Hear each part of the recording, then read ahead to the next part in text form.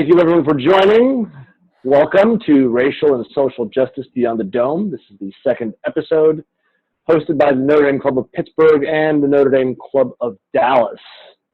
I would like to go around the room a little bit with a couple of the officers. Carrie Boehner, who is the present president of the Notre Dame Club of Pittsburgh. Marilee Williams, who is the president-elect. Alan Anthony joins us from the Notre Dame Club of Dallas. I'm your host, Dan Yu, and I want to welcome today our special guest, Reggie Brooks, who is the Assistant Athletics Director of Athletic Alumni Relations. So Reggie, born and raised in Tulsa, Oklahoma. During his time at Notre Dame, he was an All-American, fifth in the Heisman voting, second-round draft pick with the Washington Redskins. He's famous for the unconscious touchdown, where he was knocked out before he actually entered the end zone, and of course the catch in the Snow Bowl for against Penn State. He was previously the director of Student Athlete Alumni Relations and Engagement, and he has a master's degree in sports administration, and he's married with 5 children. Before we get going, I'd like to kick it off with an invocation. Just want to, it's a Notre Dame event, so dear Lord, thank you for bringing us all together here today, and hope that everyone is still safe and healthy as we go forward during this unprecedented time. And with all the students coming back to campus soon, safe travels for all of the students and parents, and of course the staff and the faculty going forward for this school year. Ever mindful of those less fortunate than us. Amen. Amen. All right. To everyone, as a reminder, this meeting is being recorded. Everyone, please mute yourself to start the call. Use the chat feature for Q&A and general comments. Carrie will monitor all the questions and comments, and she'll provide them to us, the speakers. At this point, you may be unmuted, so please mute yourself. So we're going to, it's a football discussion, sort of. We're going to kick it off. Why don't we go to the chat function now? I'm going to stop sharing. Let's go to the chat function now, and please enter into the chat, where are you from? Would love to see where you are from.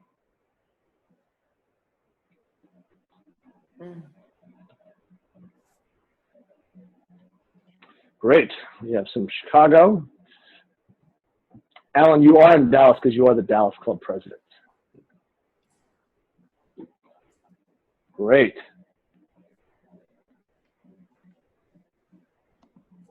Michigan. Excellent. We're getting a nice big wide swath here. Ann Arbor, is that Julie? It is Julie Pendel. I think Julie. Yes, Reggie, you did say currently South Bend. We'll get to that later. Excellent.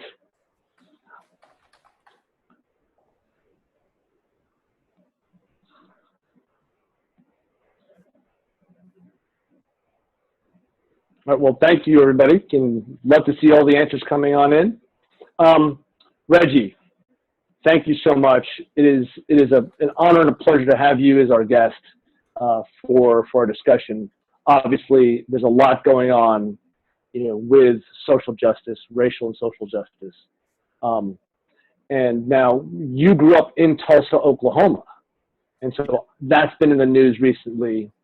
One of the things that came to mind as these events were going on in Tulsa, that I grew up in New York City, and I was never aware of the things that happened in Tulsa, right, in the Black Wall Street Massacre.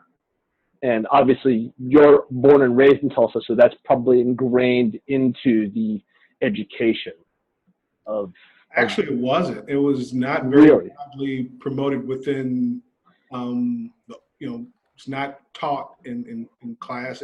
I actually learned about it from a neighbor a lady that lived up the street that my mom would go and my mom was a registered nurse, and the lady was 103 at the time, 102, 103 years old. And I would go up and, get something for my mom or drop something off for her. And she would tell me, these stories, and she told me about the 1921 massacre and about Black Wall Street. There was just this whole community, self-contained Black community that was thriving during a very difficult time, or because it was not too long after you had the Depression. But this community of African Americans in Tulsa was, had businesses, doctors, lawyers, a lot of grocery stores, very self-contained, community. And there was an incident with a white woman and a young black man, and on a she claimed that he assaulted her on an elevator, and come to find out later that he didn't. But there was the white rural, it was more the rural areas. A lot of the white citizenry actually came and massacred. They say it was 300, but I believe it was more than that. 300 African Americans in this community destroyed their businesses. They actually dropped bombs on the community they had planes. And it was, when you hear about it, it was just unimaginable. And there is a Netflix show with, gosh, I can't remember the lady's name, but it kind of, it's in the backdrop, that's in the backdrop of the show, and eventually hoping to come back to me. But it really had an impact on the community of Tulsa years later. One of the things that I, again, found out not too long ago is that, these businesses were insured, and the insurance companies wouldn't pay out the claims so that the community could rebuild. And it really decimated that part of town. And even to this day, North Tulsa is very much a blighted area, Wow. place you want to be. And and you're talking about almost a century later, it still has a negative impact. And I think it really underscores, how devastating, when you have, and again, the police, the city police, they were involved, the sheriff's department, they were involved in the massacre. So they, combined with the white citizenry to, just massacre men and women and children. It was unconscionable. And it was never something that was prominently brought up when I was growing up. And it was kind of handed down because Tulsa as a whole never addressed it. And, and that was one thing about Tulsa. It was very segregated. You had the black side of town, which was North Tulsa, and then the white side of town, which was South Tulsa.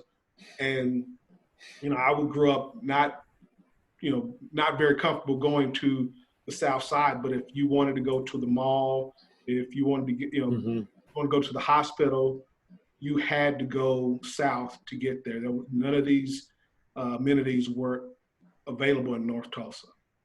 Incredible. And so the systemic racism, it wasn't just through the law enforcement and the city support, it was also in the after effects with the insurance companies not paying to rebuild that area, and then continuing on in the education, right? I mean, you had to find out about it from a neighbor.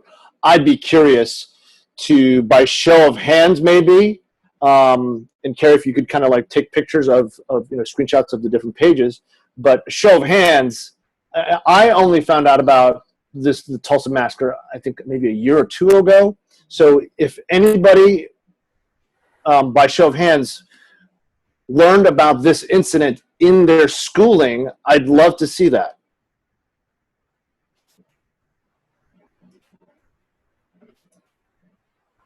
I don't see anybody. I don't see anybody. No. So the systemic Sebastian. racism. Okay, so one person out of 4 pages, right? So that's just another example, right? That the suppression of the messaging of what really happened there. And so, Reggie, you had a video that you posted on the Notre Dame, I think, Monogram page, right, about something that happened to you. I think you were a senior in high school, right? And you had committed to Notre Dame, and it must have been an exciting time for you, right, to go to the school where your brother was already playing, and and you were going to be his roommate, right? And so well, I don't know if tell I us about was that. his roommate. Like I said, short story. I said I went on my recruiting visit, official visit, and my brother was my host. I saw him one time, literally one. That was when they came to pick up the money and then for their to host, and I didn't see him again until he came home for break, and I was like, I mean, literally left me hanging for my entire. This is 2 days, so I'm just trying to figure out how to get. And Notre Dame was the only place that I had to go see academic administration. So I was just, trying to get over to an academic meeting, and your host is supposed to get you from meeting to meeting. And I'm the only, recruit that's trying to, ask for directions to one of the dorms or the administration building to go meet with, it was admissions. And I'm clueless. I'm walking around, I would come up and watch games, but again, I always stayed near the stadium, never really ventured around campus. So, and he just, hey, you're on your own. It's like, so, love my brother, but, he wasn't the greatest Host. in terms of hosting recruits. So, but, Yeah. So my senior year again, it was great to have that opportunity to, be recruited. I was recruited by, Oklahoma State, the Texas schools, Miami, Penn State, Michigan, UCLA, USC, and I again, Notre Dame won the national championship the year before I got there, so that, and then my brother being there, but the best thing about my visit to Notre Dame was I was again trying to get to a meeting, and a grounds crew person just out of the blue, I'm lost, helps me to get where I needed to be, and this individual had no stake in my being there. And that was the thing that just really stood out to me about Notre Dame is the care that was given by everyone, not just, coaches and administrators, but also by just, in the dining hall, on the grounds crew, just everyday people that were looking out for each other. And that always stuck with me. And so I'm in my senior year. This is, this is February I signed in February. So March rolls around, and again, very seldom did I venture forth over to south side of town because I wasn't very comfortable. I grew up around majority black and brown people in my high school, grade school, and neighborhood. So I didn't have a lot of interactions with white people. So, and then we were always told, again, when you're dealing with the police, it's yes, sir, no, sir, yes, ma'am, no, ma'am. Keep an even tone, keep your hands on the steering wheel, speak calmly, or if you're ever stopped, or if you're walking and you're stopped, don't make any sudden movements. Always keep a very relaxed posture and keep your hands where they can see them. So I'm with some friends. I'm actually riding with them, and a friend of mine was driving. He was stopped, and the officer asked for everybody's ID. And so I gave my ID, and they ran everybody's information, and I wound up having a warrant out for unpaid parking tickets.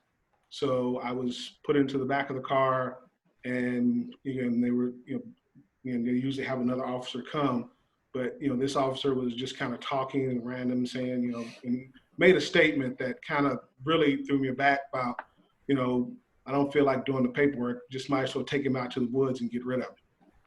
And it was just like, whoa.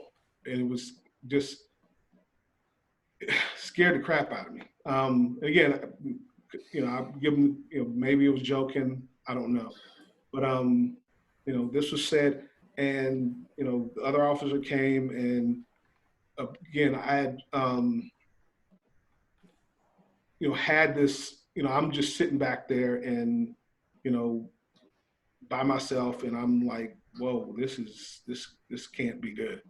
And I guess I was in the paper some time ago, or more recently, about my committing and going to Notre Dame, and the whole, the other cop came in and it was like, oh, you're the other Brooks boy that's going to Notre Dame, and the whole conversation changed. It was like all of a sudden I have value or something, and just changed the whole dynamic there, just in that conversation. So Notre Dame, going to Notre Dame, following your brother, could have saved your life. It really had an impact, right? A direct impact for you. Without a doubt. That's a harrowing story. And again, and that was one thing. When we would go back home, we would drive back. It was like a 13-hour drive, and you had to have a different mindset when you went back to Tulsa, because again, it was very much, you had your place, and it was not here on the right side. And again, property values are so much, that's where the right. property values were. Black homes were, the north side was very, discounted and poor, blighted area. And again, you're in Notre Dame, it's the bubble. I had my teammates, and it was a lot more comfortable, if you will, as opposed to going back home. So you literally had to shift gears in your mind whenever we went back home.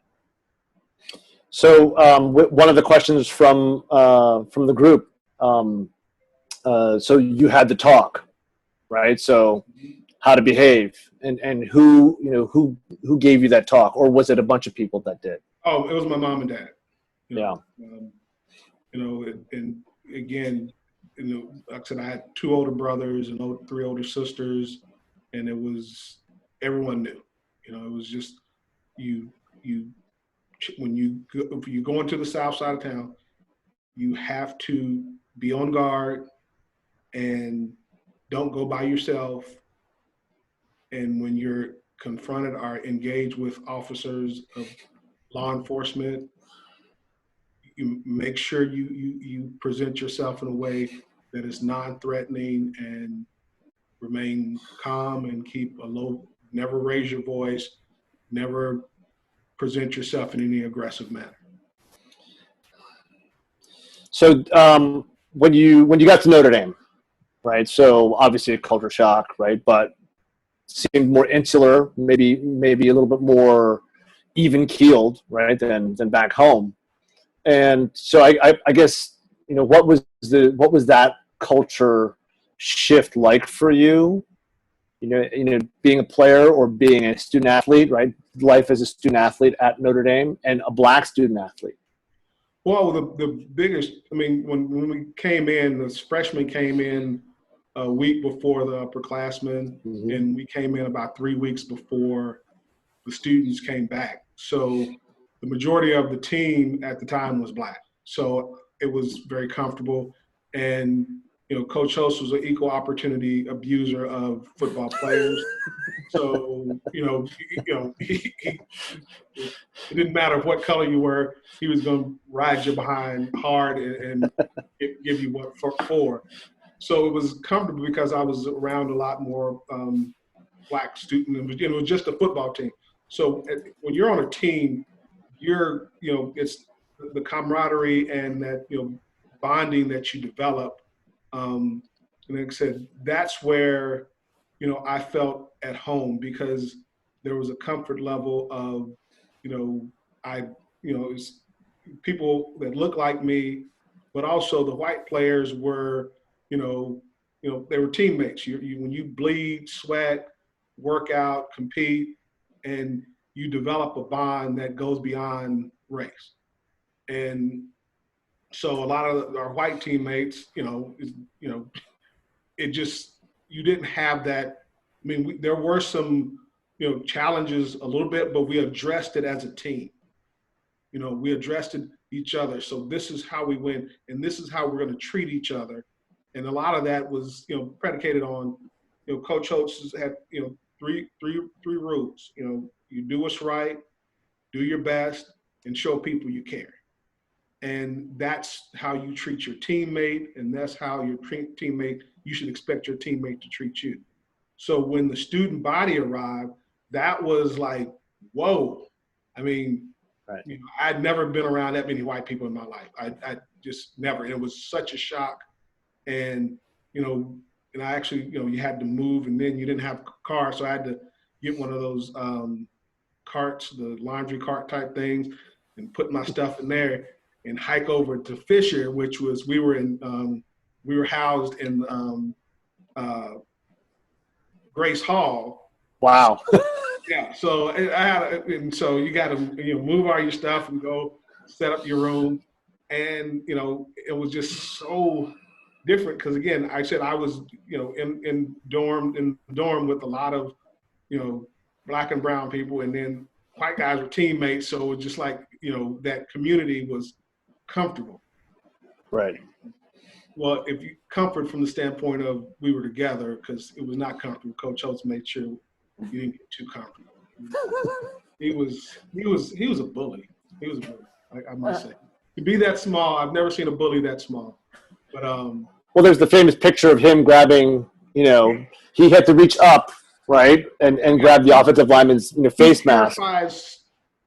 Large human beings to this day, and I just don't get it. It's fascinating.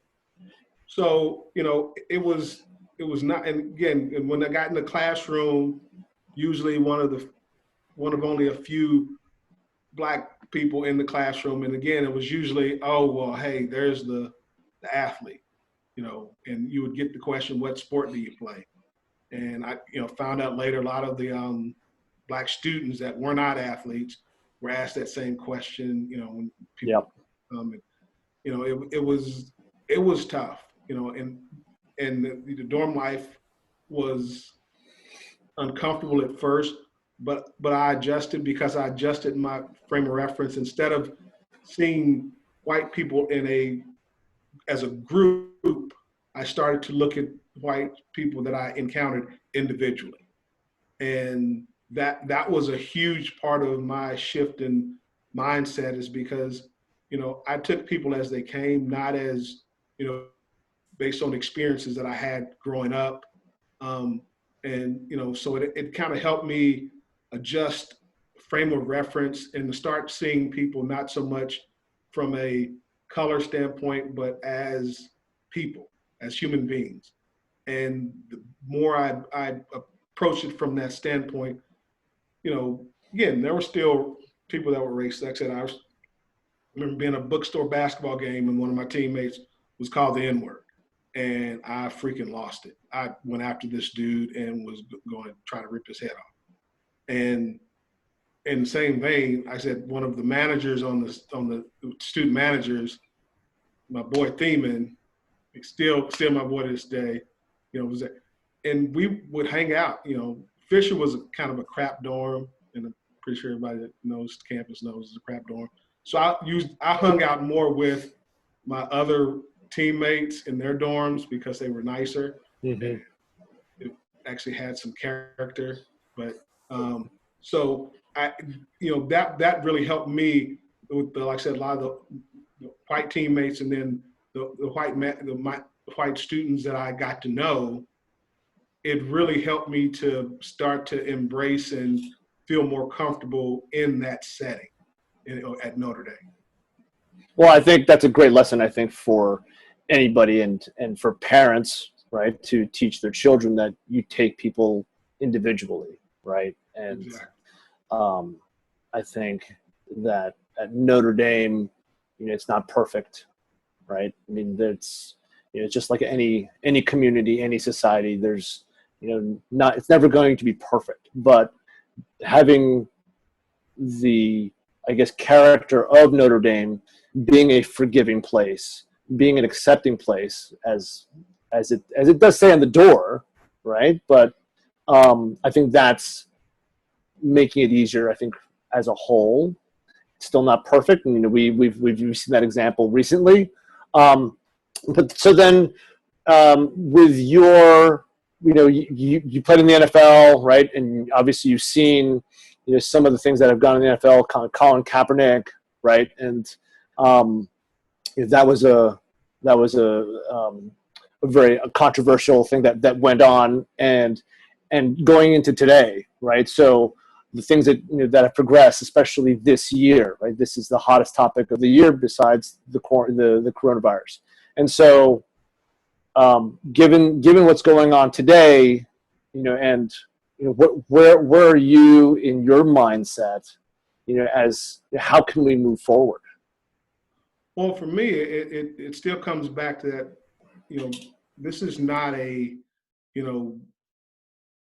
black problem or a white problem. This is a human problem. And until we can see each other, and a lot of times, like I said, that's where when we think about what happens overseas when people are dying in Yemen, it's unless you can humanize that individual or those people, a group of people, it's easy. And we're kind of taught, we grow up and we hear that Black people are inferior, white people are superior.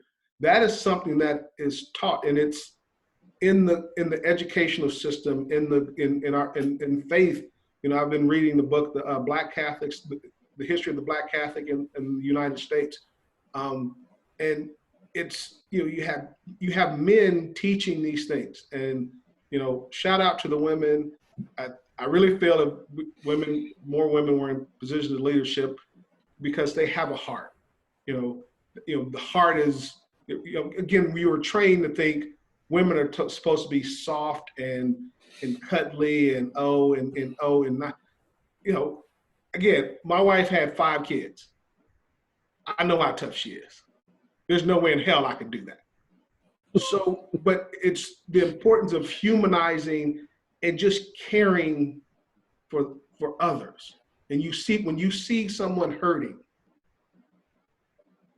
why can't your heart go out to them, not as an entity to, suppress or look down upon or, pity?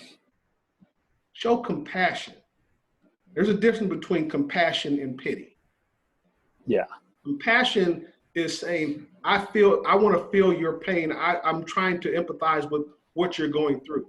And when we can do that as a society, as a community, that's when you see change. But unless we can break it down to this, it's more common aspect of my neighbor. Am I my brother and sister's keeper? Who is my neighbor? And it says in the word, Jesus says, your neighbor is not the person that looks like you and that thinks like you think. It's any human being on the face of this earth that is hurting, we should reach out to. We should lift up. And again, and I always start, when you're talking about racism is not so much an individual as it is a system. Mm-hmm. You have a system in place that's geared to benefit one or the other. And I always say, if you see something, say something. So if you're in a group of people, if you're a large group of white people and you hear a racist joke, are degrading a woman, you're complicit if you don't speak up. And I always take myself, and how I have 2 daughters and my wife, and it's like, how do they see me treat her? You know, if I'm not lifting her up and showing her the strength that she has and the value that she has as a woman and also as a Black woman, I'm less than a man in my mind. And if you see someone that doesn't look like you are of a different culture, different color, and do things differently, if you're not willing to listen and hear their perspective, because this is no different than, you know, like I said, growing up in Tulsa, at guys, again, you know, calling people redneck, and guys I grew up with, white guys I knew, they called themselves redneck. But I had some of the, you know, guys when we go fishing, and they didn't see me as, oh, you're less than. This is my fishing buddy. It's when we humanize each other and get to know each other individually and take people one at a time and not, well, you know, you're this, so you fit in this category. Right. Yeah, I love the fishing analogy because in our last call we talked about Father Hesburgh and the documentary Hesburgh, and two of the famous stories about Father Hesburgh was around the Civil Rights Commission and bringing people together up in the middle of nowhere, Wisconsin, with lots of fishing, good food, some whiskey and some cigars, and so finding that commonality. Finding the commonality, right? And he realized that even though there were extremely conservative and also Black people coming together, and they had to work together, what was the one thing that brought them together? Fishing and good food. So Reggie, you know what? With this week has been tough, right? With Reverend Vivian, right? CT Vivian, Congressman John Lewis, and just yesterday Charles Evers passing. You know, how did you feel when you heard the news? I mean, it's back to back to back of that news. I was listening to a sermon by Bishop Jakes in Potter's House. He made an analogy. This is about 3 Sundays ago, of kind of the then and now. You know, you look at the civil rights back then, and you look at these pioneers and people that, and you look at Black Lives Matter is the movement now. And, you know, and he talked about how, you know, it was Moses, the transition from Moses to Joshua. You know, Moses was a known entity, and he led the people all the way to the promised land. But now it was Joshua's turn. And, you know, Joshua didn't have any credibility with the larger group. And I think, you know, when you talk about the civil rights, it was a different era, but there's a time now to lift up our young men and women, and not just men and women of color. It's important that our white brothers and sisters stand with us, speak up, speak out. You're not speaking out just for Black people, you're speaking out for human beings in your community. And making that transition when you see, you know, a lot of these, you know, civil rights pioneers passing away, it's time for that next generation, and we need to lift up that generation and support them. Mm-hmm. Not being out in front, not being the ones to say, you know, hey, listen to me. No, we need our young men and women that are going to take over this country and take over this world. We need to support them, but also give them guidance. Do you think it's better now? Maybe, I guess, 2 parts. Students at Notre Dame today versus students at Notre Dame when you were there. And do you think it's the awareness, you know, in a bigger sense in our greater, you know, American community? Do you think it's better now? Again, that you have you know, and this goes back to teaching your kids. And after, you know, telling my story, a couple of my white teammates sat down their children and and talk to them about it because it was so impactful. And that's another thing we have, like I said, those in the Black community, when you don't speak up Mm-hmm. and tell your story and express the hurt, because it was, when you're in a position like that, you feel vulnerable, you feel weak. And, you're always taught, don't show weakness. And being in a position of being vulnerable and exposed, I hadn't shared that with anybody, except my family. And my wife was one of the ones that really pushed me to speak up about it. Mm-hmm. And, it was difficult, but it's time to teach. And that was something I didn't want my children to know, because I didn't want them to see me in a weak, vulnerable, and subjugated position. And when I was able to see, okay, this is not weakness.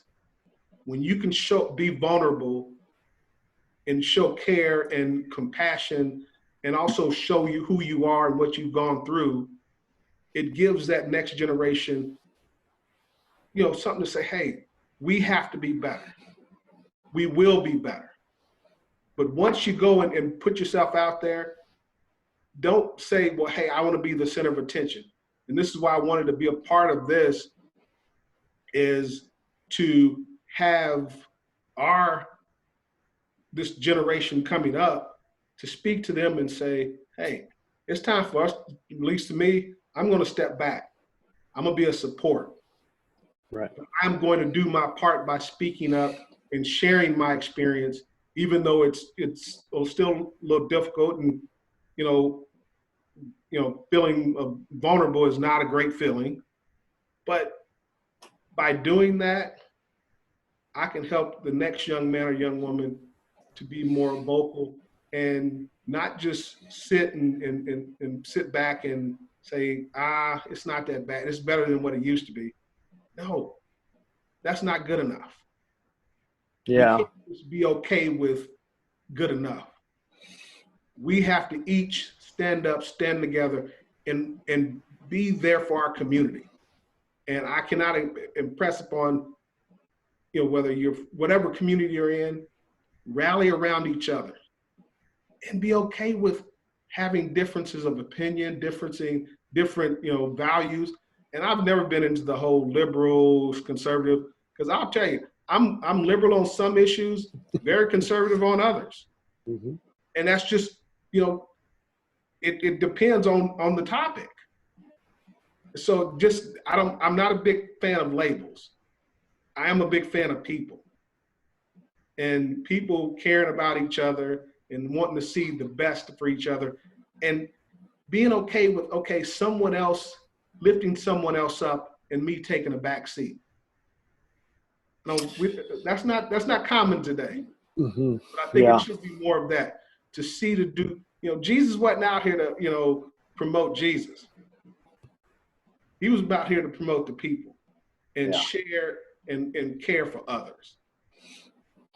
What's been the most surprising thing for you, given this social justice really explosion in awareness this year? What's been the most surprising thing for you?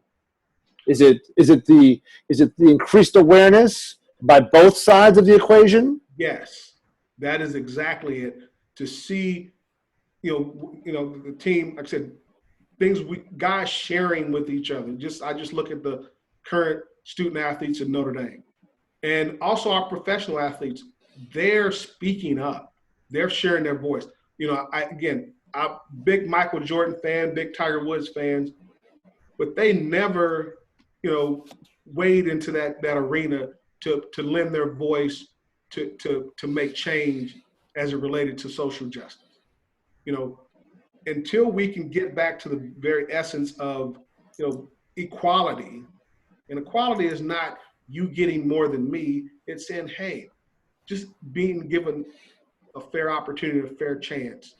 I read, and this is something I said, how many of our students to this day are learning about, remember redlining, the GI Bill that a lot of African Americans couldn't participate in. There's a lot of things that has happened in this country that is not talked about. Sure. Yeah. And legislative things that are done at the legislative level that you don't hear about. And we're doing our children a disservice by not educating them on the opportunities to make change in whether it's the judicial system, on housing. I mean, housing is something that's impacting millions of people across the country.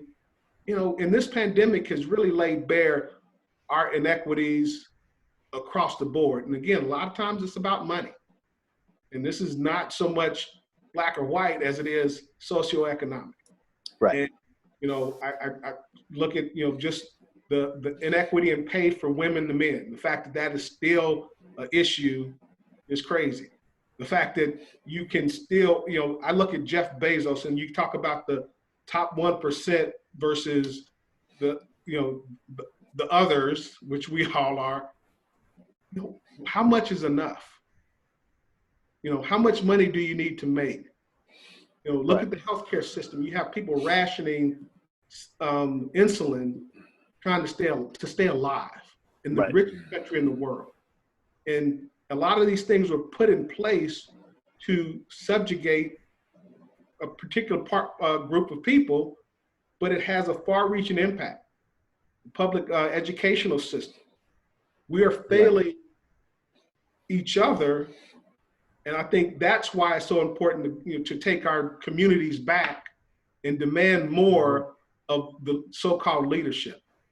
And part of it is educating ourselves on the things that are going on around us, the things that happened, you know, in the past, and how do we move forward in the future. And it's through education, educating each other. This is, you know, people talk about, you know, the mass incarceration. You know, that was a Democrat, Bill Clinton. So you know, this tough, you know, this law and order, you know, crackdown on drugs. You know, and you look at now how, you know, crack and heroin was considered a crime. It was criminalized in the Black community, and now it's hitting, you know, rural white communities, and it's an epidemic. It's a disease. And again, viewpoint. It's not saying that, you know, that, you know, it's you know, we're screaming everybody's white is racist. It's the system that we walk in, and if we don't stand up and say that's not right and come against it, we're condoning it. And that's why it's important that we all speak the truth to each other, but do it in love and compassion.